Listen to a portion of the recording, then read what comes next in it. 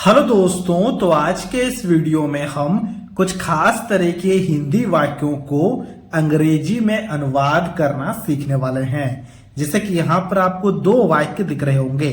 सबसे पहले वाक्य में लिखा गया है मैं वहां गया, और दूसरे वाक्य में लिखा गया है मैं वहां गया था। देखो, जो पहले वाक्य है उसके कंपैरिजन में दूसरे वाक्य में सिर्फ और सिर्फ एक था लग गया है, लेकिन इससे भी इन दोनों वाक्यों का जो अंग्रेजी में अनुवाद है ना, ये अलग अलग हो रहा होगा। देखो किस प्रकार से।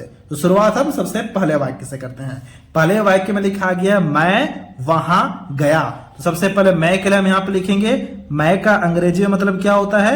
मैं का अंग्रेजी में मतलब आई होता है, तो हमने आई लिखा। फिर देखो लिखा गया है गया।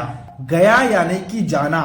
जाना का अंग्रेजी में मतलब होता है गो। क्योंकि गया लिखा गया है इसलिए गो का जो सेकंड फॉर्म होता है वेंट, उसे हम यहां पे लिखेंगे आई वेंट, मतलब मैं गया। कहां गया ना, वहां गया। वहां का अंग्रेजी में मतलब क्या होता है, वहां का अंग्रेजी में मतलब होता है देयर, तो हमने यहां पर देयर लिखा। आई वेंट देयर हो गया मैं वहां गया का अंग्रेजी में अनुवाद। इसी प्रकार से अब यहां पर जरा ध्यान से देखना। अब देखो यहां पर दूसरे वाक्य में लिखा गया है मैं वहां गया था। तो सबसे पहले मैं के लिए लिखेंगे मैं का अंग्रेजी मतलब क्या होगा, वो तो आई होता है, हमें पता है। फिर देखो यहां पर गया था लिखा गया है ना, तो इसीलिए हम यहां पर सबसे पहले हैड लिखेंगे था के लिए, ठीक है। फिर देखो यहां पर जो गया लिखा गया ना, इसके लिए हमें वर्ब के थर्ड फॉर्म का इस्तेमाल करना होगा। गया यानी कि जाना। जाना का अंग्रेजी मतलब गो। गो का थर्ड फॉर्म क्या होगा, गो वेंट गॉन होता है। तो हैड के बाद हम यहां पर लिखेंगे आई हैड गॉन, मतलब मैं गया था। कहां गया था ना, वहां गया था। वहां का अंग्रेजी में मतलब होता है देयर, तो हमने यहां पर देयर लिखा। तो हमने यहां पर क्या सीखा, हमने यहां पर यह सीखा कि अगर कभी भी ऐसा लिखा गया हो कि मैं वहां गया, तो हमें वर्ब के सेकंड फॉर्म का इस्तेमाल करना है। और अगर गया था लिखा गया हो, खाया था लिखा गया हो, कभी भी ऐसा लिखा गया हो, तो हमें हैड लिखना है, फिर वर्ब के थर्ड फॉर्म का इस्तेमाल करना है। इसी प्रकार से कुछ और वाक्य को देखते हैं, तो ये काफी सारी चीजें आपको समझ में अच्छे से आ जाएंगी।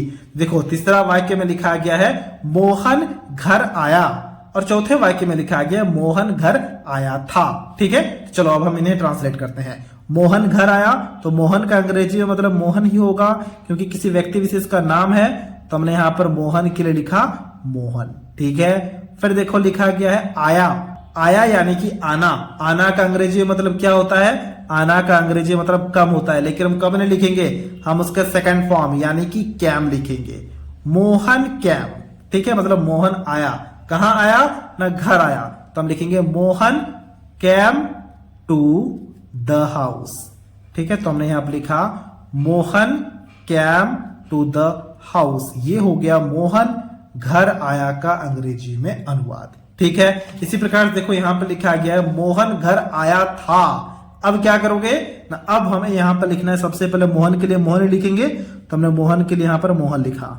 फिर आया था लिखा गया है ना, तो इसलिए सबसे पहले हम यहां पर हैड लिखेंगे। अब मान लो यहां पर लिखा गया हो कि आया है, फिर क्या करते आप, फिर हैड के जगह में हम हैव शब्द का प्रयोग करते, ठीक है। तो हैड हमने लिखा, फिर आया यानी कि आना। हैड के बाद में वर्ब के थर्ड फॉर्म को लिखना है, तो Mohan had come. Come came come होता है, तो हमने यहां पर कम लिखा। मोहन हैड कम का मतलब मोहन आया था। कहां आया था ना, घर आया था, तो हम यहां पर लिखेंगे Mohan had come to the house.